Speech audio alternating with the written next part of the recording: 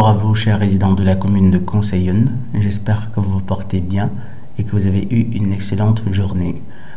Je vais commencer ce podcast qui sera un Metacom par dire bienvenue, non seulement aux nouveaux abonnés, mais aux nouveaux protecteurs de la commune, c'est-à-dire Vodias Admodum. Merci d'avoir pris la décision de nous apporter ton soutien. Et j'en profite aussi pour remercier évidemment tous les autres protecteurs de la commune de Conseillonne. Donc aujourd'hui, Metacom. Et commençons immédiatement avec le commentaire de Panthère Noire, Red Pill. Je suis d'accord, je ne pense pas qu'une personne de grande valeur soit seulement une personne riche et entourée de femmes. Bien sûr que non, tout à fait. Tu as parfaitement raison. Sauf que on nous a habitués à voir cela comme un privilège, à considérer cela comme des valeurs, presque comme des valeurs morales en réalité. On voit un mec qui est entouré de gynophores, qui roule dans une belle voiture. Bon. Du coup, on se dit, on le met pratiquement sur le même pied d'égalité. On a pour lui, du moins par défaut en général, le même comportement que l'on devrait avoir, ou bien le même respect que l'on devrait avoir à l'égard de quelqu'un, par exemple, qui, par contre, est de très, très, très grande moralité. Pourtant, le riche, le super riche, n'est pas nécessairement quelqu'un qui a en haute estime des valeurs morales, parfois même pas celles de base. Et bien au contraire, dans la société contemporaine, on sait parfaitement qu'il y en a beaucoup qui sont littéralement des individus voués au mal. Évidemment, c'est aussi important de préciser que la richesse n'est pas nécessairement un indice de manque de moralité. Évidemment, parce qu'après, il y a les individus qui aiment à patauger peut-être dans la médiocrité, qui se complaisent à se dire, à penser, de toute façon, lui, s'il est riche, il ira pas au ciel, et d'autres conneries du genre. C'est pas automatique. Ça peut être un peu plus difficile pour ces personnes-là, vu l'attachement aux richesses matérielles, mais ça ne signifie absolument pas que leur richesse les empêche ou bien est un obstacle insurmontable vers le salut. Et nous avons Ryan de répondre à Panthère Noire. Et Ryan, j'espère que tu vas mieux. Oui, cela me rassure aussi, c'est ce monde complètement à la solde des gynophores qui veulent nous faire croire cela, en fait. Puisqu'en fait, en réalité, ça leur profite à elles. Si les androphores continuent de penser, continuent à croire qu'être entouré des plus belles femmes, ou bien qu'être riche, signifie être de grande valeur, il est clair que la plupart des hommes, presque automatiquement, rechercheront cela. Et vous pouvez justement aussi voir en cela, et c'est une façon de comprendre combien leur part de responsabilité est considérable, vraiment considérable, et très probablement, certainement supérieure dans toute la dégradation que vit la société. Puisqu'en fait, la plupart des androphores rechercheront toujours à faire plaisir aux gynophores. Or, si elles fixent leur standard, en faisant fi de la moralité, si elles donnent la priorité à la superficialité, à la matérialité, plutôt qu'à l'honneur, plutôt qu'à la moralité, et c'est de cette façon que la société se détruit. C'est de cette façon que petit à petit, les androphores commencent à donner eux aussi la priorité à la matérialité, et simplement pour plaire aux gynophores. Et qu'une personne de grande valeur, et je continue le commentaire de Ryan Ann, à la solde des gynophores, qui veulent nous faire croire cela, qu'une personne de grande valeur, c'est forcément quelqu'un qui est pété de thunes. Ça leur profite en fait. Et Panthère Noire de répliquer encore, exactement, l'homme a fait tout ce qu'il fait pour les gynophores, en fait, la plupart d'entre eux, disons ça comme ça. Car à la base, les hommes n'ont pas besoin de beaucoup pour être heureux. En fait, la plupart des hommes se contenteraient de vraiment très peu. Un appartement simple, une vieille voiture même, de deuxième, troisième, quatrième, cinquième main qui fonctionne quand même. Et puis les angles forts ne se contentent de vraiment très peu. Il y a des éléments factuels pour le prouver. La plupart des dépenses de la plupart des foyers sont des dépenses qui sont initiées, qui sont dues au choix, qui sont faites sous l'impulsion de la gynophore.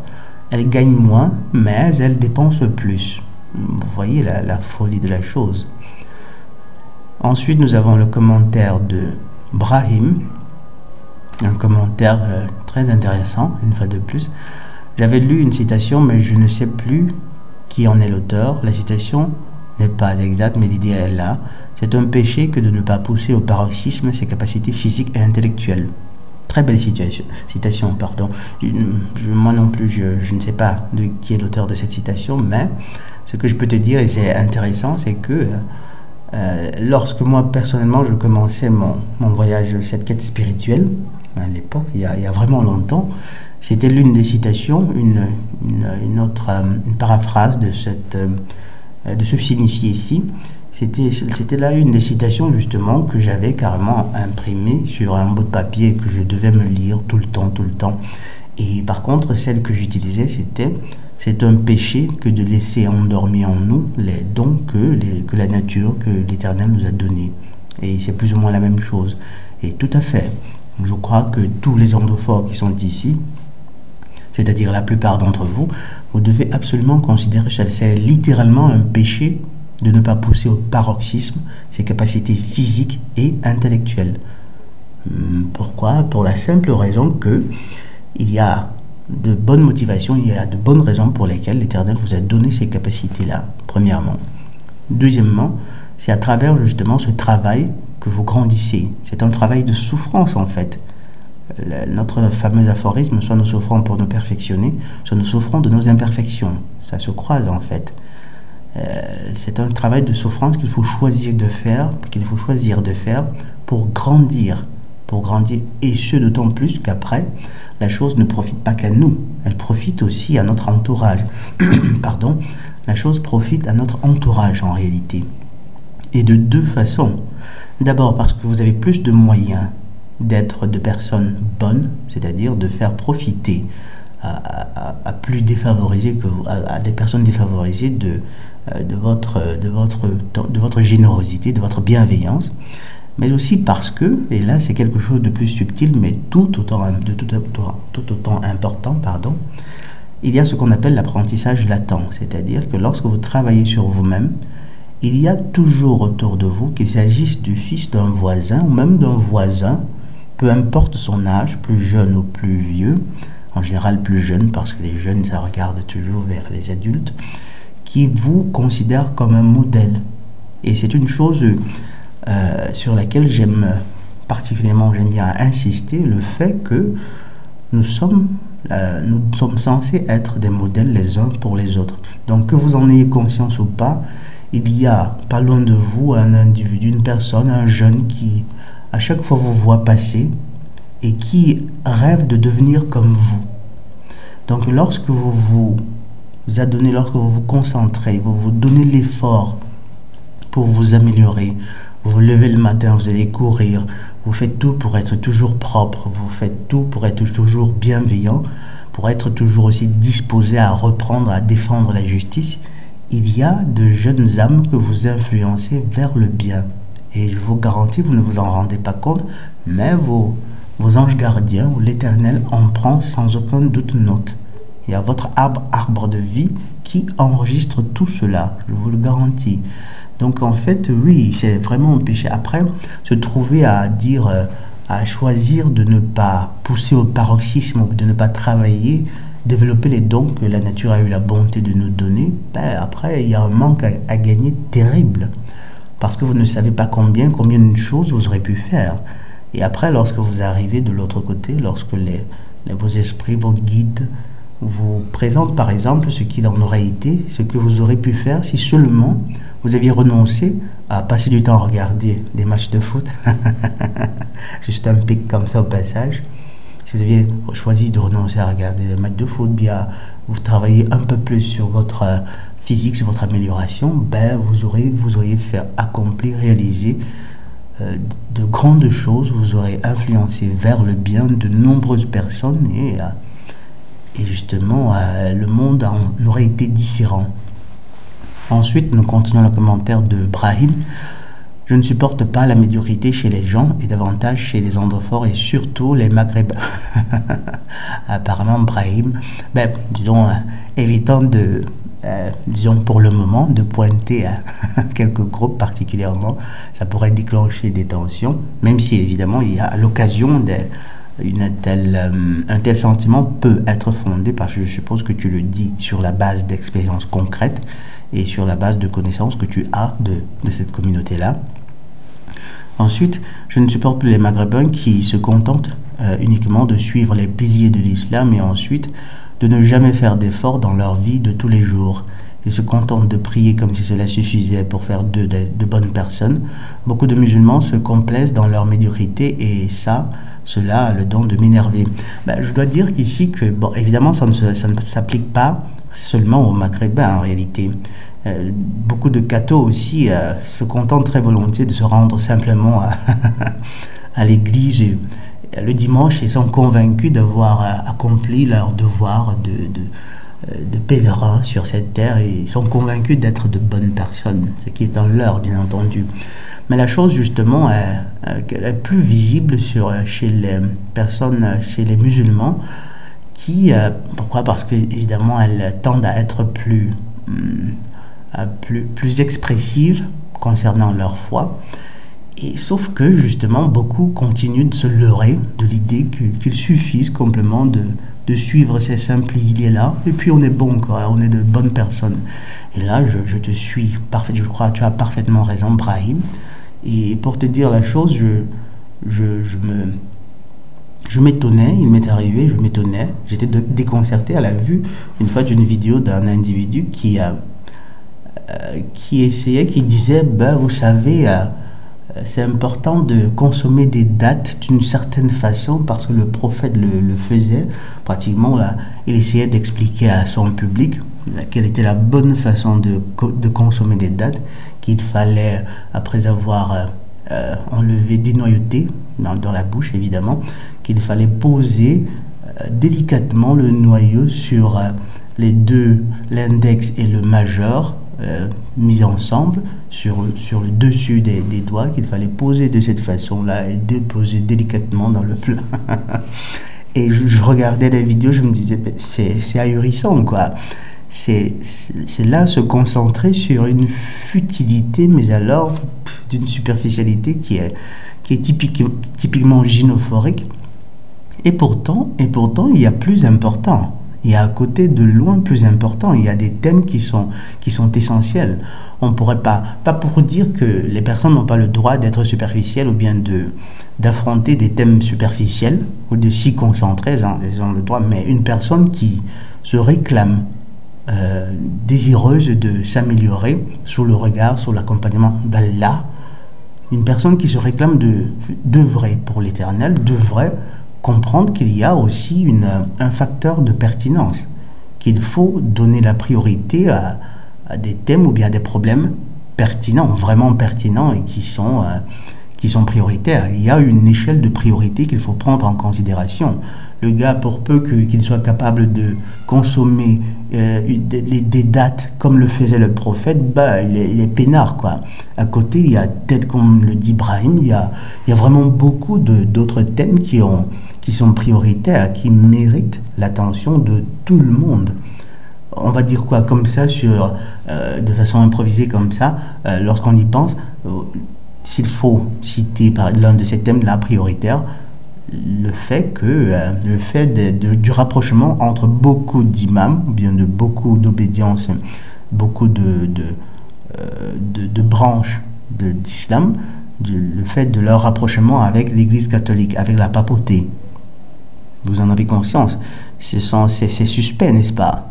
Le fait que beaucoup d'imams ou beaucoup de musulmans ne parlent pas du tout, ou très peu, de façon limitée, de ce fameux nouvel ordre mondial qui est en train de se créer. J'ai parcouru un peu beaucoup de chaînes d'individus, de musulmans qui qui instruisait les masses, ben, il n'y en a que très peu qui ont le courage justement de parler du nouvel ordre mondial, de ce qui s'en vient. Il y en a vraiment très peu. Ou bien encore de cet imam-là qui appelait à un plateau télévisé, à une télévision, c'était à l'époque du scandale de la jeune fille qui, sur Instagram, avait eu des commentaires désobligeants à l'égard de l'islam. Et l'imam d'appeler et de dire quelque chose du genre, ben, elle a offensé toute une communauté, et après, ben, ce qui lui arrivera, ben, c'est son problème à elle, quoi. Évidemment, il est clair que la jeune personne, j'espère que vous vous rappelez de ce scandale-là. À l'époque, j'espérais faire une vidéo, mais malheureusement, je n'ai pas eu le temps de le faire. Après, j'ai oublié, j'avais juste mentionné comme ça au passage dans d'autres vidéos. Mais il est clair que la jeune fille, bah, inconsciente, elle devait avoir quel âge, 14 ans et tout. Elle a dit, elle a offensé, oui, ça on le reconnaît. C'était mal que d'offenser une jeune personne comme ça. Mais après, qu'il y ait des individus qui se croient dans le droit de proférer des menaces de mort à une jeune personne qui aurait insulté tout un groupe, là c'était un peu exagéré. Et pire encore, un imam qui passe à la télévision et ne condamne pas ces personnes-là qui professent qui profèrent des menaces de mort à l'égard de ces jeunes personnes-là, parfaitement conscient qu'il y aurait en réalité des individus capables vraiment de donner la mort à une jeune demoiselle comme ça, seulement pour cela. Et la chose est terrible. Là, par exemple, ce sont des thèmes qu'il faudrait affronter. Ce sont des thèmes pas affrontés une seule fois, mais très très très souvent.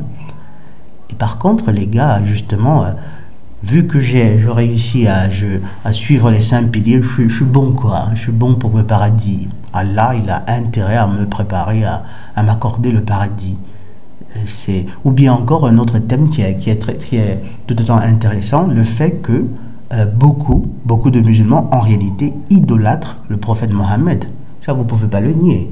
Beaucoup prétendront ne pas le faire, mais nous savons parfaitement que c'est le cas. Si vous êtes capable de donner la mort, ou bien si vous seriez disposé à heurter, à faire du mal, à être violent à l'égard d'un individu qui aussi serait contenté de dire des choses, certes désobligeantes, contre un prophète, ben, je vous garantis que vous n'êtes pas meilleur. Mais alors pas du tout. Mais beaucoup ne voient absolument rien de mal en cela. Et évidemment, c'est bien tragique. La chose est vraiment tragique. Tu as parfaitement raison, Brahim. Pardon. Ensuite, en 2017, j'étais professeur de mathématiques dans une classe de seconde en France. J'entends un élève qui racontait qu'il ne savait pas s'il allait continuer à jouer de son instrument de musique. Cet élève n'était pas très doué en maths. Cependant, en écoutant ses conversations avec les autres de sa classe, j'ai pu déduire qu'il adorait jouer de son instrument.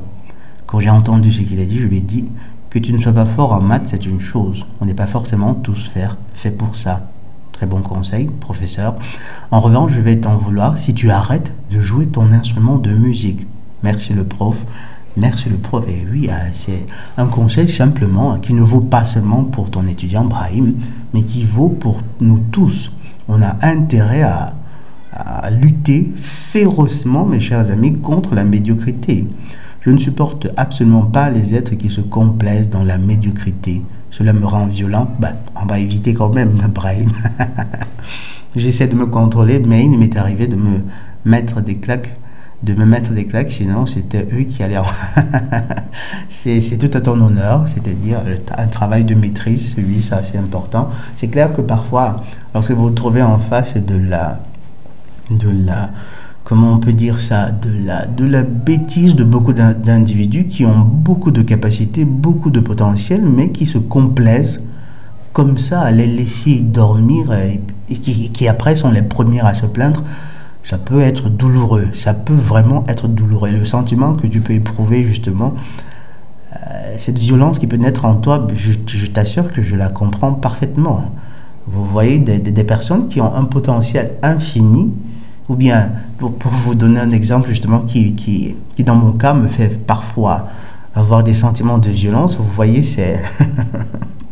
ces Africains qui passent le temps, il y a beaucoup d'exemples, mais je vais prendre un exemple qui est le plus présent dans mon esprit, qui se disent après la crise en Ukraine et puis tout tout le boucan fait sur les pénuries de céréales. Vous entendrez des Africains dire ben les prix, il n'y a pas de céréales, comment qu'on va faire, on n'aura plus de pain, on n'aura plus de ci.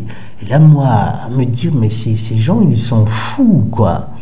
Ils ont à côté d'eux, à 2 pas, des centaines de millions, et j'exhorte quiconque qui fasse un tour, pardon, qui est fait ou bien qui fera un tour en Afrique, de visiter les marchés africains. Vous verrez de nombreuses vieilles dames qui ont de la peine à vendre leurs produits bio, en passant, vraiment bio, tels que des patates, je prends ça puisque on parle de farine.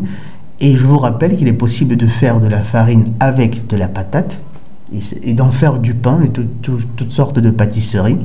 Mais vous avez des Africains qui sont capables, qui non seulement n'exploitent pas cette possibilité-là de faire de la farine avec de la patate, mais qui ont le courage de se plaindre du fait qu'il y ait pénurie à cause de la crise en Ukraine. Et puis vous en trouvez même qui vous diront ben, du pain avec de la farine de patate, c'est pas si intéressant, ce sera certainement pas bon. Et vous avez vraiment envie vraiment de leur coller une claque, quoi, dans l'espoir que peut-être que ça changerait, que ça les aiderait à comprendre, à ouvrir les yeux, à comprendre qu'on pourrait même rééduquer ses propres goûts, même par idéologie.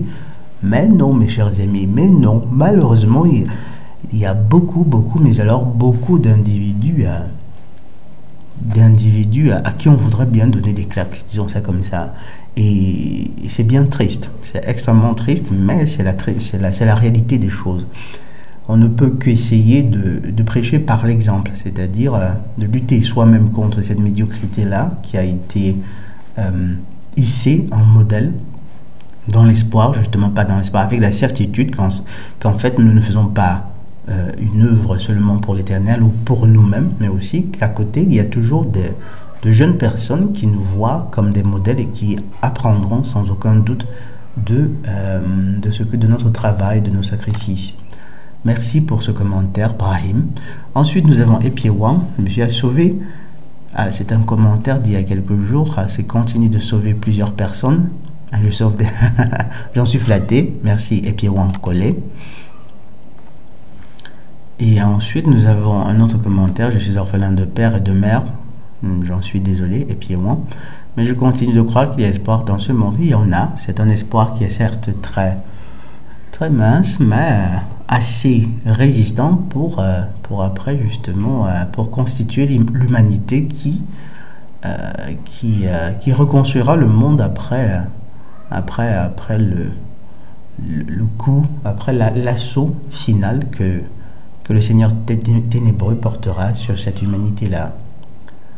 Et je ne me plains pas, vos vidéos me changent et me rendent fort tous les jours. Merci pour tout, docteur. Je suis un adepte de vos vidéos, vraiment. Merci pour tout et courage à vous. De rien, et puis on collait, tout le plaisir est pour moi. Mais je dirais, je tendrais à la place du vocable du terme adepte, je préférerais simplement, disons, résident de la commune de Conseillonne. Ça fait moins secte, quoi. Et on évite cela, évidemment. Ici, ça reste, le but visé reste celui de constituer une communauté de personnes qui est en grande estime l'Éternel, des personnes qui reconnaissantes envers l'Éternel, c'est-à-dire le Créateur bienveillant qui a fait toutes ces choses belles et qui, par reconnaissance, ces personnes-là luttent pour hausser haut, pour hisser haut l'étendard de justice, d'amour que l'on peut déduire, que l'on peut voir dans l'œuvre de ce Créateur-là. Ce sera une communauté, justement, qui au besoin sera représentée, disons, partout et qui travaillera, qui œuvrera à défendre ses idéaux, ses principes, les principes les plus nobles, à commencer par celui de justice, d'amour et d'équité, de miséricorde, et ainsi de suite. Merci, et puis Wankole. Ensuite, nous avons un autre commentaire de Brahim, que je like déjà avant de le lire. Depuis 2018, j'écoute tes vidéos régulièrement et cela me fait réfléchir. Ce qui pose problème aux androphores, c'est principalement qu'ils considèrent trop la matière par rapport au spirituel. Dans le sens que les androphores, en général, c'est les humains en fait. Et principalement en fait, les gynophores. Mais les androphores aussi. Ils donnent la priorité, ils donnent beaucoup plus d'importance à la matière, au matériel, plutôt qu'au spirituel. Tout à fait. Quand je veux me faire une idée d'une personne, je la juge par rapport à ses valeurs. En réalité, par rapport au degré de proximité avec le Créateur. Tout à fait. Ces valeurs-là sont justement des indices, des indicateurs qui peuvent vous permettre de comprendre quel est le degré de proximité avec le Créateur. Quand je vois un androphore, pour éviter de sombrer dans le racisme sans m'en rendre compte, je me dis que c'est un esprit encastré dans un corps mâle. Tout à fait. Nous sommes des esprits. Vous savez, parfois, on dit ton esprit, ton âme, ou bien mon âme, son esprit. En réalité, c'est un abus de langage, entre guillemets, abus. Ce n'est pas exactement cela. C'est parce que ça renvoie l'idée que nous sommes que cet amas de chair, par exemple. Ces amas de chair sont les propriétaires, sont l'entité ultime, et ils sont propriétaires d'une âme qui serait une propriété justement qu'ils auraient. Et sauf qu'en réalité, c'est l'âme qui est l'essence ultime. L'âme est propriétaire d'un corps. Donc en fait, comme dit Brahim, on devrait toujours savoir qu'on a en face de nous des esprits. Et ce que vous voyez, ce que nos sens perçoivent, ce sont tout simplement les véhicules charnels dans lesquels sont incarnés d'autres esprits. Ainsi, lorsque l'on aperçoit une gynophore, le cocktail hormonal qu'on reçoit nous empêche d'être lucide quant à leur comportement. Tout à fait. Après, justement, comme dit Brahim, le cocktail hormonal.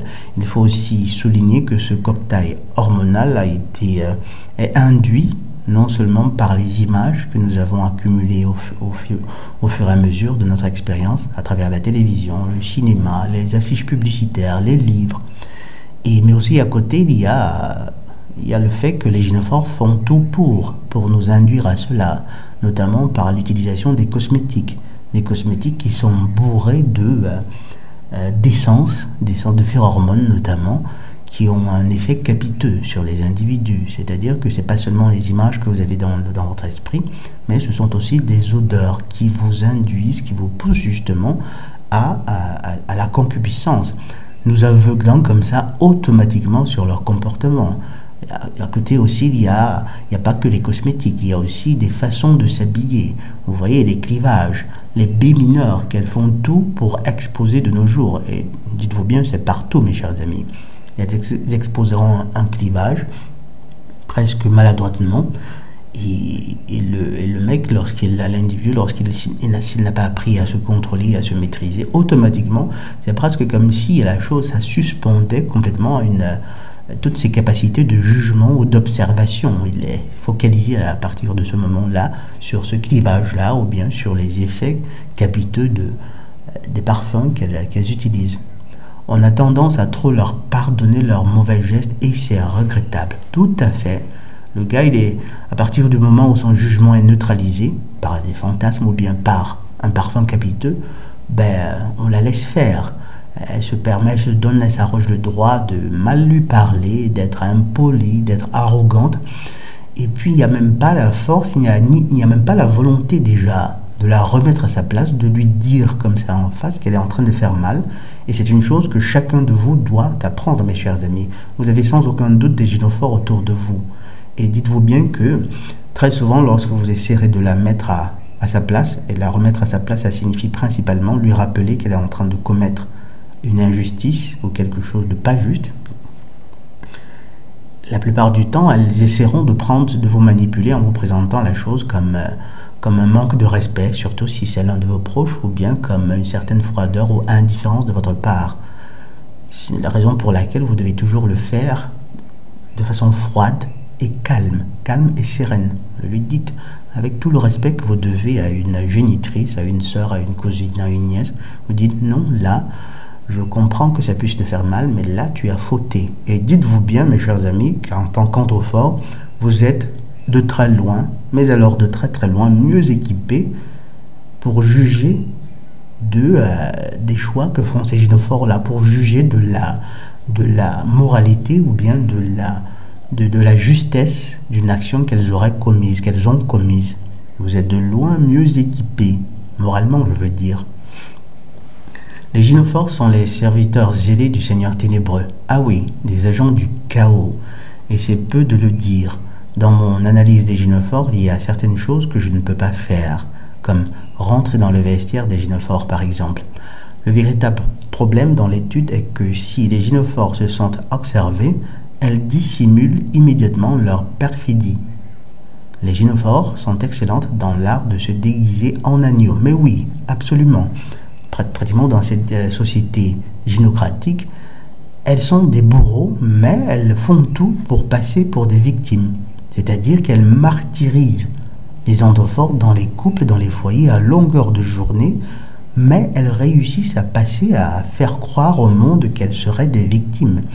Et la chose est terrible, elle est vraiment terrible.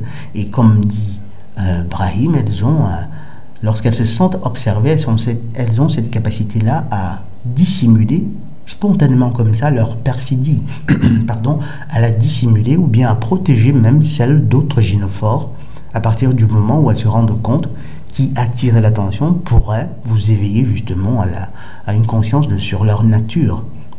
Et c'est pour cette raison que des gynophores tels que Reste Viral ou d'autres qui ont le courage de parler des gynophores sont des individus à qui il faut vraiment tirer le chapeau. Et justement, elles sont extrêmement rares, mais alors extrêmement rares. Lorsque vous y pensez, combien de gynophores trouverez-vous y a-t-il eu avant Esther Vilar ou après? Combien y en a-t-il eu? Pratiquement zéro. Zéro, quelques-unes qui à l'occasion disent des choses, 2-3 choses sur la nature des gynophores, mais avec la même sincérité, il faut, et vous voyez bien que lorsque vous considérez la rareté des gynophores de bonne foi tels que Esther Vilar, vous comprenez bien que ce n'est pas si exagéré que ça lorsque je dis que pour trouver une bonne gynophore, il faudrait considérer qu'il y en a probablement 2 par continent. Pardon, vous vous rendez bien compte que ce n'est pas si exagéré que ça. Elles sont maîtres dans l'art lorsqu'il s'agit de dissimuler leur perfidie.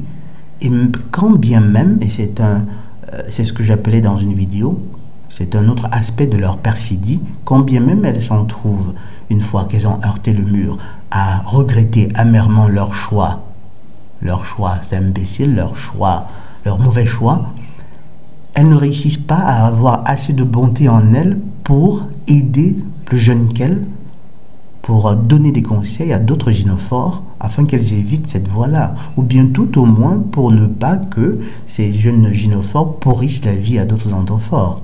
Et là, ce serait même encore trop leur demander. Elles n'arrivent même pas à prodiguer des conseils à d'autres gynophores afin que ces dernières, les plus jeunes, ne passent pas par le même calvaire. Et c'est terrible. Elles réussissent à passer pour des agneaux.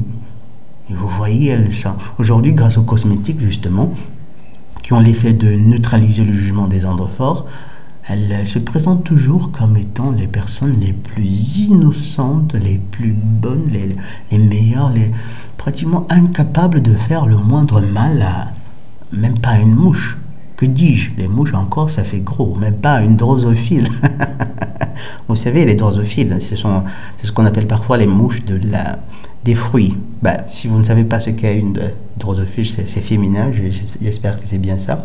Vous n'avez qu'à laisser un fruit, une banane, une pomme, assez longtemps, ou bien à extraire du jus de fruit d'un fruit, puis de mettre les déchets là, comme ça, dans un plat à l'air ouvert. Il ne passera pas une journée pour qu'un cortège de drosophiles vienne nous rendre visite. Bref, c'était qu'une parenthèse.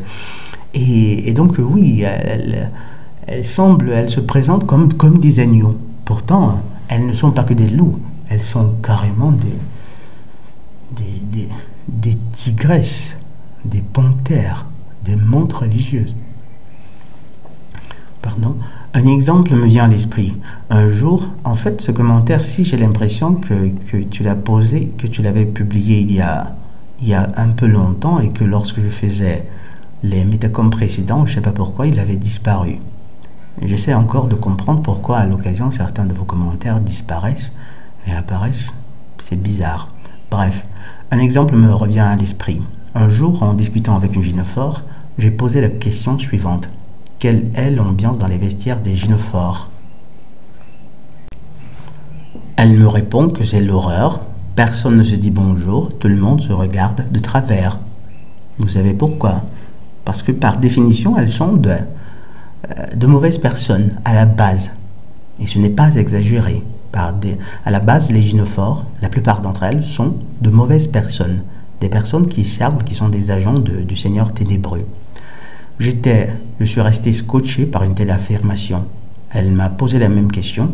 Je lui ai répondu que l'ambiance était géniale, c'est-à-dire dans les vestiaires des androphores, qu'on se disait bonjour, qu'on discutait d'un peu de tout, et surtout de comment améliorer ses performances ou sur les compléments alimentaires. Je lui ai dit qu'il m'est arrivé de discuter plus d'1 heure dans les vestiaires. Et justement, mes chers amis, vous verrez que la description que Brahim nous donne, par exemple, de l'ambiance en général dans les vestiaires, où que vous alliez, dans n'importe quel pays, vous retrouverez la même chose entre les androphores. Il y a toujours un respect, une cordialité qui est réelle. Pas pour dire qu'il n'y a pas de mauvais grains à l'occasion, il y en a forcément, mais en général, dans la plupart des cas, dans la plupart des androphores, l'ambiance est vraiment cordiale. Parce qu'ils savent que c'est dans l'ordre, c'est dans le respect mutuel que justement on fait des choses, des actions collectives, qu'on avance. Bref, ils sont ancrés, ils ont le regard tourné vers le spirituel, vers le créateur, vers des idéaux, vers le bien. Et vous pouvez aussi le voir, et merci encore Brahim pour cette observation, parce que ça semble là un moment, un contexte banal de la routine quotidienne, mais ça en dit long sur la nature des gynophores et des androphores. C'est cette nature dont nous parlons très souvent.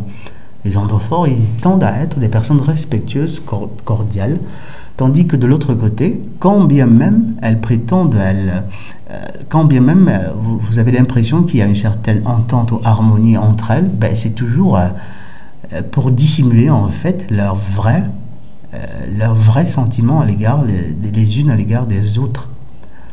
Je pense qu'elle est honnête car cela, pardon, je pense qu'elle est honnête car cela rentre parfaitement dans la description donnée par la gynophore la plus honnête des 2 derniers siècles, Esther Villard, justement.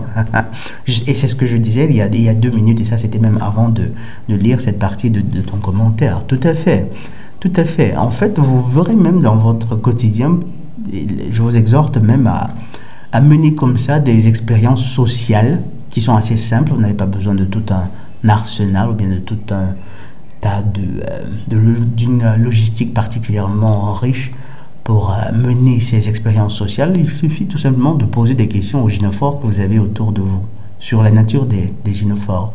Et vous voyez donc combien parmi elles réussissent à avoir le courage de vous dire quelle est la nature des gynophores. Et ça me fait penser à un commentaire que j'ai lu il y a quelque temps, une dame qui a, au nom le témoignage d'un androphore qui est jumeau, qui a une sœur jumelle, et qui, elle, lui dit un jour, écoute, ça je te le dis parce que tu es mon frère, et je t'aime vraiment, le lien de sang.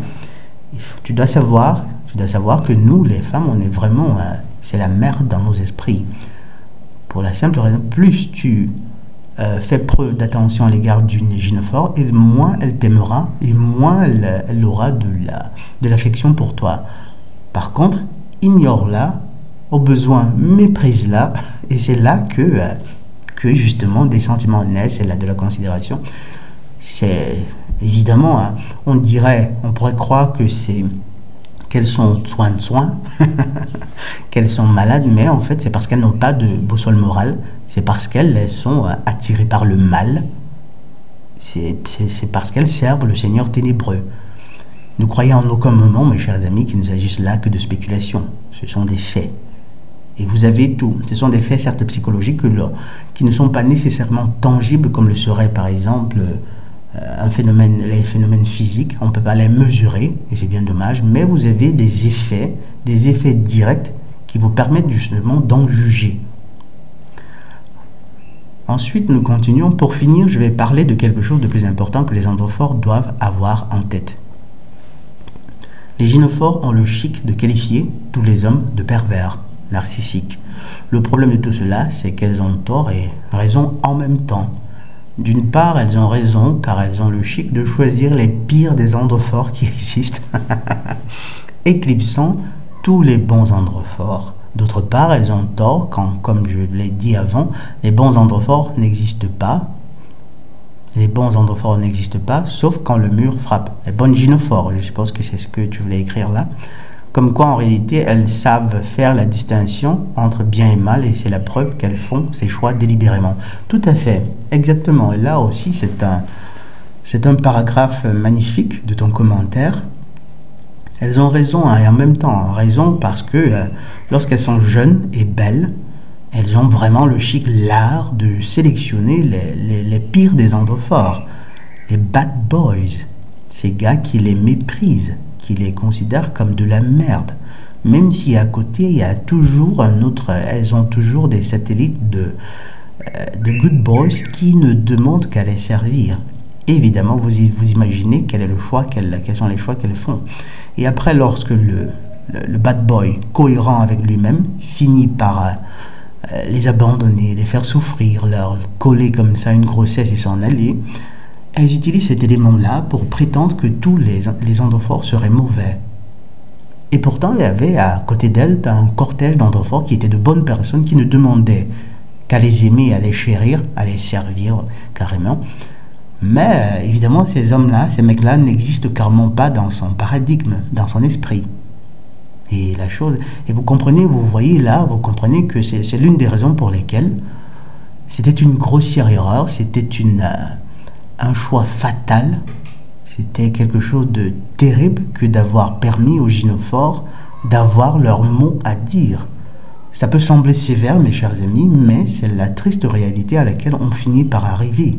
C'est-à-dire que, à une époque, lorsque je me posais vraiment la question, je me disais, ben, après tout, ce sont des adultes, elles devraient pouvoir dire leurs mots. Non, non, non, non, absolument pas. Elles devraient se contenter d'être les reines du foyer, du temple de la maison. Elles ne devraient pas avoir leurs mots à dire. Parce qu'elles sont capables, la plupart des gynophores sont capables de voter un politicien pédophile, assassin, criminel, simplement parce qu'il est beau. Mais oui, c'est-à-dire elles sauront parfaitement, elles savent parfaitement, ce gars, il a tué un bébé, il a violé un enfant, il a fait des choses horribles, mais il est beau. Et elles le voteraient pour ça. À côté de lui, il y aurait un parfait connard qui serait, disons même, répulsif, répugnant, mais qui serait là à dire, bah, peut-être qu'il est préférable de servir vraiment l'Éternel, d'être juste, de créer une société meilleure pour nos enfants et tout, qu'elle préférerait littéralement le premier. Tout à fait. Et après, le truc, c'est quoi? C'est que lorsqu'elle heurte enfin le mur, lorsqu'elle se retrouve là avec 2 enfants, seule, elles n'ont pas assez de moyens, elle galère, c'est à ce moment qu'elle pense aux beta males, aux providers, à l'esclave qu'elles peuvent convaincre à accepter un anneau d'asservissement pour avoir une rente comme ça permanente ou avoir... c'est terrible. Et puis justement, Brahim, c'est la preuve qu'elles peuvent faire, qu'elles sont capables de faire la distinction. Parce que parfois, on est tenté de se dire, ben, si c'est leur nature, on ne peut pas vraiment les blâmer. On ne peut pas blâmer un chien d'aboyer. On ne peut pas blâmer un lion affamé d'essayer de dévorer un chasseur. Mais là, ce sont des animaux. Elles, c'est des adultes. Ce sont des esprits qui ont la capacité de choisir, de neutraliser leur nature perverse ou, à défaut d'être capable de le faire, d'accepter le leadership d'un androphore qui leur montrera le bon exemple. Et c'était ça, le dessein divin, le dessein initial, de donner aux gynophores l'occasion de grandir, de s'élever spirituellement, en suivant les androphores qui, eux, sont déjà devant. Je vous le dis toujours, Ce monde, nous sommes ici en pèlerinage. Vous devez voir la société des humains comme étant appartenant à des classes, comme une école de sagesse, ça se dit parfois. Les individus se trouvant à un niveau d'élévation spirituelle majeur ont la responsabilité de guider les autres. C'est un peu comme une école dans laquelle les élèves des classes avancées auraient la responsabilité d'être des instituteurs pour les élèves des classes inférieures. Sauf qu'après, on ne peut pas nécessairement, un instructeur ne peut pas, il ne pourrait pas nécessairement y avoir un instituteur qui s'occupe de tous les élèves, par exemple, des classes inférieures. D'où la raison de ce système qu'est la famille, un système magnifique, un système qui existe aussi dans l'au-delà, où justement, lorsque vous avez atteint un certain niveau de réalisation, un certain niveau d'élévation spirituelle, un certain niveau de maturité, vous choisissez, vous acceptez de prendre la responsabilité de l'éducation spirituelle d'un autre humain, notamment la gynophore. Et en fait, le système de l'attraction entre les deux sexes est le mécanisme qui nous pousse à cela, qui nous oblige justement à cela. Et il est clair que lorsque vous avez appris beaucoup, ce n'est que naturel que vous ayez le désir de partager. Même lorsque, vous savez, dans le karaté par exemple, lorsque vous atteignez, je crois, ceinture noire par exemple, après, les dan vous les obtenez au fur et à mesure que vous formez d'autres élèves à l'art du karaté. De la même façon, lorsque vous avez atteint un certain niveau d'élévation spirituelle, de maturité, l'androphore a la responsabilité de prendre sous son aile un élève qu'il doit instruire à la spiritualité, qu'il doit aider, accompagner. Et à côté de cet élève-là, d'autres élèves encore qui sont les âmes qu'il appellera à la vie. C'est littéralement une symbiose simplement magnifique lorsque vous y pensez. Une symbiose qui vous donne, qui ne peut que vous amener à avoir beaucoup de gratitude à l'égard du Créateur bienveillant. Et c'est magnifique, mes chers amis. Une fois de plus, et là je m'adresse aux spectateurs uniques qui passent comme ça à la commune de Conseillon et puis se disent qu'est-ce qu'il raconte le connard là? Vous avez intérêt à rester dans les parages. Il y a de fortes chances que votre salut passe par ici. Je vous le dis toujours. Bref, continuons le commentaire de Brahim. La probabilité est certes faible, mais elle n'est pas nulle de rencontrer un esprit perfide dans le corps d'un androphore. Oui, il en existe évidemment. C'est ce qu'on pourrait qualifier de pervers narcissique. Ce genre d'androphore est à fuir d'urgence. Tout ce que vous dit le docteur Ando et Esther Villa s'applique à eux également. En fait, Esther Villa ne fait que caractériser un esprit perfide. Pour conclure, gardez-vous bien d'évaluer une personne par rapport à sa proximité. Non, ou plutôt, je crois que c'est précisément le contraire. Donc, assurez-vous d'évaluer une personne par rapport à sa proximité avec le Créateur, qu'elle soit encastrée dans le corps d'un androphore ou d'une gynophore. Tout à fait. Donc, vous avez intérêt justement à éviter de donner la priorité à des indices purement matériels, tels que la beauté physique ou bien l'éloquence, le parler. Vous devez voir et juger des valeurs. Vous connaissez la parabole, la métaphore de tonton Yahusha. On reconnaît un arbre aux fruits qu'il porte. Un arbre n'est pas nécessairement quelque chose de magnifique, de ci, de ça, parce qu'il est costaud, parce qu'il est beau, parce qu'il est ci. Et il faut juger du fruit qu'il porte, à partir tenant en compte le fruit qu'il porte. Et en réalité, les pervers narcissiques, dans la communauté masculine, parmi les hommes, il n'y en a pas si souvent que ça, il n'y en a que très peu. Chez les gynophores, par contre, ce sont la plupart d'entre elles qui sont des narcissiques et de plus en plus des pervers aussi. Ensuite, nous avons le commentaire de Ryan. Excellent podcast, docteur. Je vous remercie énormément, de rien, pour le soutien que vous me portez. Cette affaire du métaverse, j'en ai vaguement entendu parler, mais j'y ai pas compris grand-chose. Il s'agirait d'un autre monde, c'est ça? Un monde virtuel. Mon Dieu, ça m'a tout l'air d'être encore une création diabolique, ça. Quoi qu'il en soit, que le Tout-Puissant vous protège et protège la communauté de Conseillon de toutes ces calamités. Pardon, merci Ryan. Merci Ryan pour ce commentaire et je vais essayer de répondre comme ça rapidement aux questions que tu poses et en donnant l'essentiel. Mais avant, j'espère vraiment et c'est la raison pour laquelle je vous exhorte vraiment à consentir justement à ce petit sacrifice que vous pourriez faire que de devenir des protecteurs de la commune de Conseillon sur Patreon ou sur Tipeee pour que j'ai à un certain moment assez de latitude pour pouvoir non seulement m'offrir assez de certains matériels, mais aussi pour pouvoir produire un documentaire que je voudrais faire sur le thème de comment le Seigneur Ténébreux finira par damner le gros de l'humanité. Je vous assure que c'est vraiment indispensable. Et jusqu'ici, jusqu'à présent, il n'y a que très peu de personnes, il n'y en a même pas en fait, de personnes que j'ai rencontrées, qui parlent de cela ou qui réussissent à faire toutes ces connexions-là. Donc je vais répondre comme ça de façon rapide, mais en vous exhortant une fois de plus à devenir des protecteurs de la commune de Conseillon pour que je puisse produire ce documentaire le plus tôt possible. Peut-être que je considérerais la possibilité d'ouvrir un litchi comme ça, principalement pour celui-là. Mais en attendant, je vous exhorte à écouter l'autre vidéo que j'avais faite et qui justement qui n'était qu'une vidéo non scriptée, pas structurée, mais je voudrais pouvoir faire littéralement un documentaire sur les choses.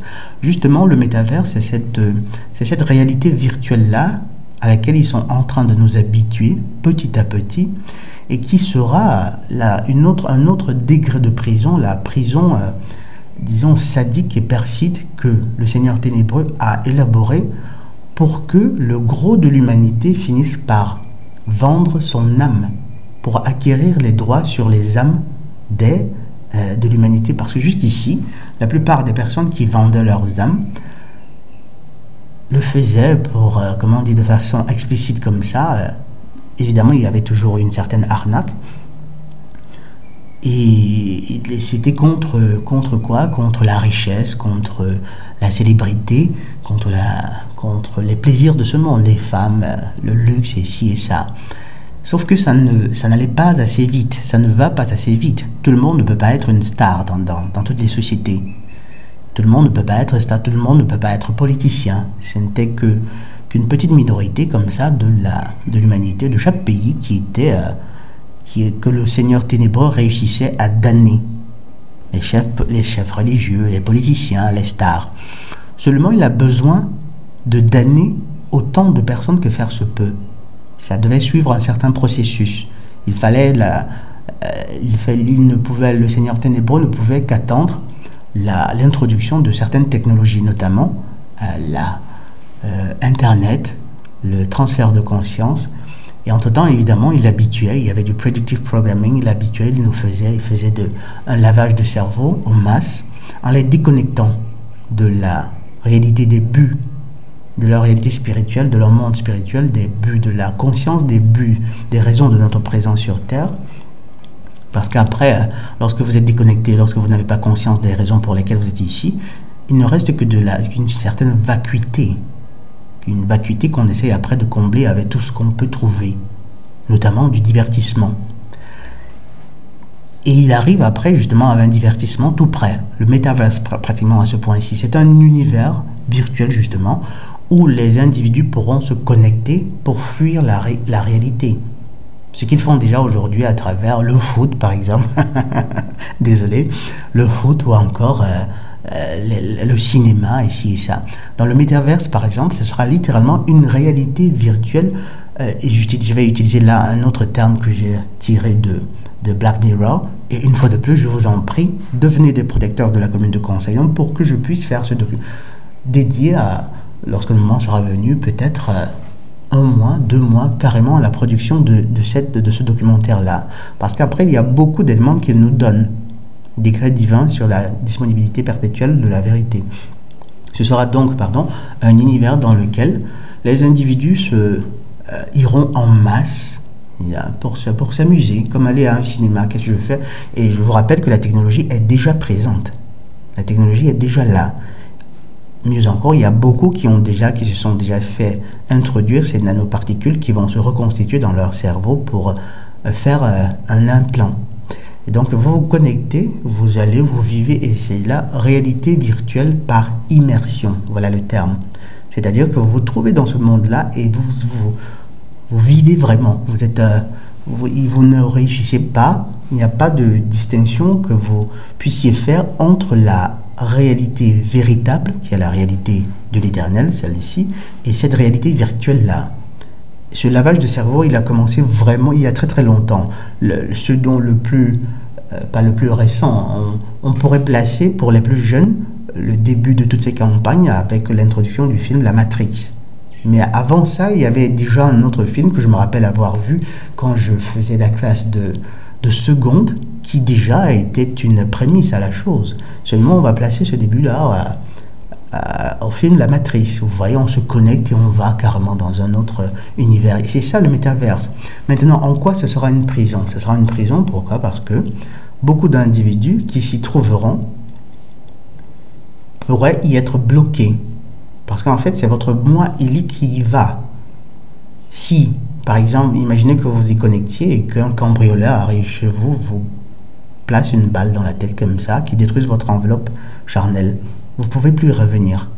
Vous êtes bloqué dans cette réalité-là. Plus important encore, à partir du moment où vous avez accepté de vous faire pucer pour pouvoir accéder à cette forme de divertissement, vous cédez comme ça au Seigneur ténébreux des droits sur votre essence ultime. Il aura le droit après d'en faire des copies, de nombreuses copies, comme vous pouvez le voir par exemple dans le film Altered Carbon, et de faire de vous ce qu'il voudra. Et une fois de plus, il ne forcera personne. Ce sont les individus qui, faisant usage de leur libre arbitre, s'aligneront justement pour accepter la marque de la bête. Qui pour le divertissement, qui pour pouvoir avoir accès, pour avoir un bout de pain, qui pour d'autres raisons, parce que recherchant des plaisirs sexuels. Et c'est pour cette raison, mes chers amis, que je vous exhorte, vous devez déjà être en train d'élaborer des issues de secours, des sauf-conduits. Absolument, mes chers amis. Ensuite, nous avons l'Itécon qui dit, tu es au Cameroun, bingo. Je vais dire tout simplement bingo. Et j'imagine quels seraient les éléments, les indices qui t'ont permis de déduire ou bien de deviner cela. Mais bon, bingo justement. Ensuite, nous avons domaine de Dol Amorot.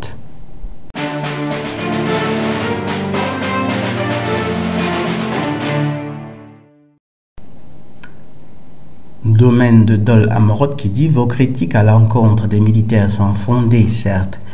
Il sera inutile, lorsqu'on aura des comptes à rendre auprès de Dieu Tout-Puissant, de répondre bêtement. Je n'ai fait qu'obéir aux ordres. » Qu'obéir aux ordres. En fait, oui, tu as parfaitement raison. Et dites-vous bien que beaucoup, justement, auront cette excuse-là. Mais ceux qui diront, qui utiliseront cette excuse-là seront de ceux qui se trouveront en fait à un degré d'avancement vraiment déplorable, spirituel, parce qu'après il y en a qui ont quand même conscience du mal qu'ils font. Ceux par contre qui auront quand même un peu avancé ne diront même pas, n'utiliseront même pas de prétexte. Ils se contenteront de se retirer dans les girons infernaux où ils auront été assignés, conscients comme ils seront justement avec toute la lucidité qu'ils auront acquise, se trouvant de l'autre côté. Ils pourront voir assez clairement qu'en fait ils ont toujours eu le choix, et que s'ils avaient consenti à parcourir ainsi d'1 million de kilomètres pour aller semer toute cette pagaille-là, tous ces meurtres-là, c'était parce que en fait ils étaient motivés par maman. Ensuite, il en est temps qui pensent en sortir de la sorte. Ouais, justement. Maintenant, qu'en est-il des militaires qui se sont démenés, qui ont souffert patiemment dans des conditions abominables pour sauver la vie de certaines, voire de milliers de gens, promis au massacre, parfois à être mangés? Soyons honnêtes et parlons alors des centaines de milliers. Ne sous-estimez pas la capacité de travail des miliciens équipés d'alcool frélaté et de machettes. Après, lorsque tu dis tu parles des conditions abominables de ceux qui ont lutté pour sauver la vie de centaines, voire de milliers. Bon, j'ignore à quoi tu te réfères, mais il faudrait nous donner davantage de contexte. Et pour qu'on puisse y répondre, toujours en attendant, ce qu'on peut dire, c'est qu'après, le Seigneur ténébreux, il a l'art justement de créer des cercles vicieux, c'est-à-dire il sélectionne comme ça un petit groupe qu'il utilise pour martyriser d'autres groupes, et ces autres groupes-là, en réaction, se trouvent à avoir des comportements tout autant atroces, et puis ça crée un cercle vicieux où au final c'est presque tout le monde qui est damné. Des militaires qui aient sauvé des milliers de gens, je ne sais pas précisément à qui, ce n'est certainement pas les djihadistes qui soi-disant s'en vont en Irak pour sauver des milliers de gens. Non, c'est impossible. Vous ne pouvez pas aller chez des personnes comme ça, chez des gens, les massacrer, tout en prétendant être en train de vous protéger. Ça n'a pas de sens. C'est la rhétorique des politiciens, en fait. Donc, domaine de Dol Amorot, peut-être que tu devrais nous donner davantage de contexte sur à quoi tu te réfères précisément. Ensuite, nous avons encore domaine de Dol Amorot. Les militaires sont coupables, d'accord. Mais les esclaves qui se précipitent pour mettre au pouvoir en votant VO, tout pour des maîtres esclavagistes qui déclenchent ces mêmes guerres abominables. Qu'en est-il de ces esclaves qui paient servilement taxes et impôts pour financer la conscience tranquille, ces guerres de merde? Eh bien, pour ma part, je tiens pour tout aussi méprisable ces esclaves que les politiques ou les militaires. Mais oui, absolument. Tu as parfaitement raison. Ce d'autant plus qu'aujourd'hui, nous avons, il y a Internet, on est parfaitement conscient de ce que ces militaires font, ou bien du fait que ces politiciens nous mentent. Mais beaucoup préfèrent, tout simplement, au nom de leur petit confort, ils préfèrent garder le silence, ou bien pire encore, ne même pas exercer le peu de pouvoir qu'ils ont pour ne pas donner de la légitimité à ces politiciens-là. Je me réfère notamment au fait du vote. Il y en a encore beaucoup qui votent tranquillement, qui savent très bien ce que font les politiciens, les militaires et tout le reste, les financiers, mais qui votent quand même pour ces gens-là. Et oui, ce sont des personnes qui sont certes viles. Ça, on va pas le nier. Ce sont des individus qui sont vraiment viles, parce qu'après, ces gens-là constituent les masses, constituent la majorité. Toujours est-il, domaine de Dol Amorot, que pour autant vil puisse être le choix des masses de regarder dans l'autre direction, de ne rien faire, de ne pas porter secours, de ne pas utiliser leur marge de pouvoir pour des actions certes minimes, mais qui pourraient avoir le potentiel de changer les choses, pour autant vil un tel choix puisse être, ça reste quand même, parlant d'individu à individu, il faut dans une certaine mesure faire une certaine comparaison, choisir de regarder dans l'autre direction, choisir de ne pas porter assistance reste quand même un péché moindre comparé au choix de naviguer mers et océans pour aller détruire, pour aller comme ça loger une balle dans la tête d'un jeune enfant qui était là assis avec sa sœur, avec ses parents, en train de parler, en train de vivre, en train de passer des moments de famille. Ça reste, qu'on le veuille ou pas, il y a des péchés qui sont plus graves que d'autres, sans aucun doute, absolument. Donc le châtiment du militaire qui fait cela restera sans aucun doute, pour autant vil puisse être le choix du citoyen justement de regarder dans l'autre direction. La punition du militaire restera sans aucun doute plus sévère, parce que son action était justement plus grave, qu'on le veuille ou pas. Le gars qui reste comme ça, qui sait que ce militaire-là est un menteur, mais qui vote quand même pour lui ou pour le parti qui le représente, c'est pas lui qui a appuyé la gâchette, c'est pas lui qui s'en va en Irak, qui télécommande une tête, un obus qui va aller, dont il a conscience des ravages que ça pourra déterminer sur des familles entières. Et oui, ne vous en faites pas, il y a sans aucun doute une échelle de châtiment. De la même façon que dans maison du Père, il y a de nombreuses demeures. De la même façon, justement, dans les plans infernaux, il y a de nombreux girons infernaux, de nombreuses sphères. Et au final, l'âme qui s'y précipite se retrouve précisément à l'endroit qu'elle mérite, qu'elle a créé à travers ses choix. Ensuite, nous avons le commentaire d'Alex Nova. La vidéo, elle commence à être très très longue. Bonjour Doc, vous parlez d'une personne qui fait des documentaires intéressants, mais la référence n'est pas clairement audible. Merci de nous la transmettre par écrit. Bonjour de la Guadeloupe et merci pour le travail accompli depuis tant d'années. Merci Alex Nova, depuis la Guadeloupe. Les documentaires que j'ai cités, après je les mettrai dans la rubrique info, je crois, c'était les documentaires de Rock Soccer et les livres de, je crois, après il y a un résident qui a eu la bonté de les écrire. Je vais lire son commentaire tout à l'heure, mais je crois que c'était bien Rock Soccer et Pierre Jovanovic et Serge Monast aussi. Ensuite, un autre commentaire de Ryan. Haha, vous avez pas loupé. Vous ne nous avez pas loupé, les amateurs du ballon rond, mais c'est comme tout docteur, il faut en consommer avec modération. Le footballeur qui a refusé de jouer pour cette fameuse cause est un joueur sénégalais, très pieux d'ailleurs, Idrissa Gueye. Voilà, justement. Merci pour cette info. Idrissa Gueye. Je trouve que l'argent a tué ce sport-là. Il y en a trop, beaucoup trop même. Alors que les joueurs professionnels, les meilleurs, sont en grande majorité issus de quartiers pas vraiment huppés. Donc lorsqu'ils passent professionnels, il y a tout de suite un trop plein d'argent eux-mêmes. La plupart du temps, ça rend dingue. Ah oui, justement, car ils n'ont jamais vu autant. Ils en ont jamais vu autant. Et ils n'ont aucune éducation financière. Beaucoup finissent sans rien, ruinés. Emmanuel Eboué, celui-là, il était ruiné par... oui, il y a aussi le fait du manque d'éducation financière, mais je crois que dans son cas particulier, c'était le fait d'une gynophore et du fait qu'il soit dans une mesure un individu entre guillemets vil, non pas parce qu'il est footballeur, bien sûr que non, attention. Footballeur ivoirien, notamment encore l'allemand Michael Ballack. Ah oui, carrément, il y en a bien d'autres en fait.